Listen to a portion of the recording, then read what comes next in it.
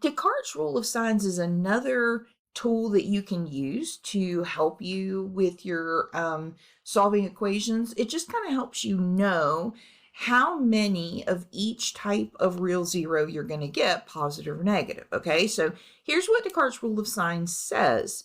The number of positive real zeros is going to equal the number of sign changes of your function, or it's going to be less than that number of sign changes by an even integer. Okay, here's what they mean by that.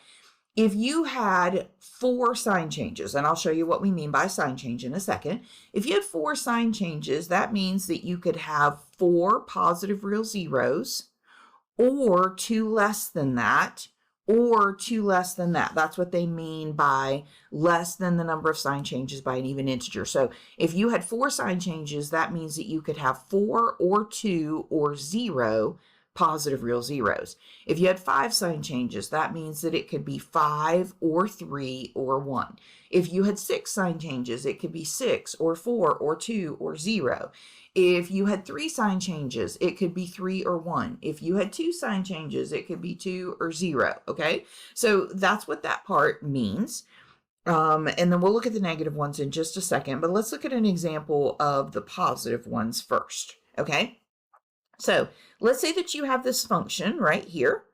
All right, and we want to see how many sign changes it has. So literally what that means is this goes from negative to negative. The sign didn't change. This goes from negative to positive. The sign did change, so we'll count that as 1. And then positive to negative, we'll count that as 2. And then negative to negative, we won't count that. Okay, so that one had 2 sign changes.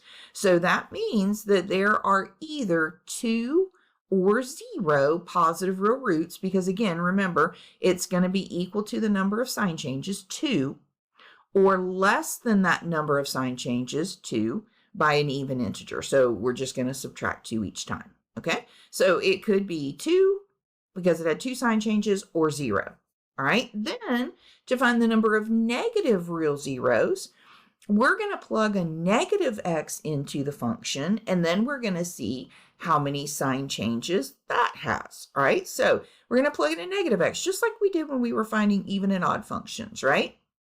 So I'm going to plug a negative x into the function. So that would have been a negative x to the 4th. So negative x to the 4th. And then negative 3 times negative x to the 3rd. So negative 3 times negative x cubed. And then positive 6 times negative x squared. Positive 6, negative x squared. And then negative 4 times negative x, negative 4 times negative x minus 12.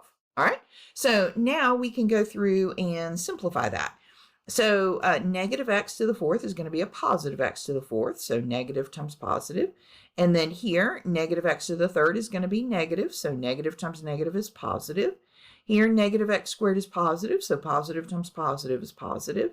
And then negative times negative is positive, and then we still have our negative. So if we count our sign changes, then negative to positive is 1, positive to positive, nope.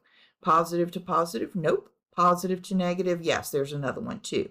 So since there are 2 sign changes, then that means that there would either be 2 or 2 less than that, 0 negative real roots. So for this quartic, it would have either 2 or 0 positive real roots or 2 or 0 negative real roots. All right, why is it decreasing by 2 each time? Because if you think about it, if something's not real, that means that it's either imaginary or irrational, right? Okay, so with an imaginary, you always get a plus or minus. Like an imaginary comes from a negative under the square root in the quadratic formula, right? In front of that, it's negative b plus or minus the square root.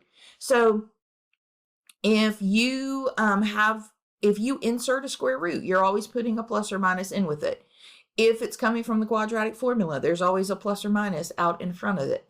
So if you got an irrational number, so like you had the square root of 17 or something like that, there'd be a plus or minus in front of it. If you got an imaginary like 4i, there'd be a plus or minus in front of it. So irrational and imaginaries are going to come in pairs.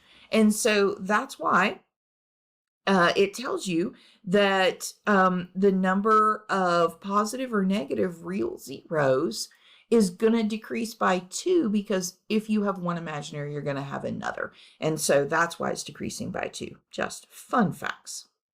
All right, so let's go back to the problem that we were working on earlier today, right? Okay, let's figure out how many positive roots we would have by Descartes' Rule of Signs. Okay, so no sign change, one sign change, two sign changes. So according to Descartes' Rule of Signs, that's going to be 2 or 0 positive real roots. Okay, so if you come over here and notice, sure enough, we had 2 positive real solutions, right? Okay, now let's check for negatives. So for the negative, I'm going to put a negative x in the place of x. So if I do that, then I'm going to end up with negative x cubed, which is negative, times 2. So that would be a negative 2x cubed. Negative x squared is positive times 3, so positive 3x squared. Negative 8 times negative x is positive 8x, and then positive 3. So if we go through and check, there is only one sign change right there. All right, so that tells me that I would have one negative root, and you can't have a negative one negative roots, right? So that's my only possibility.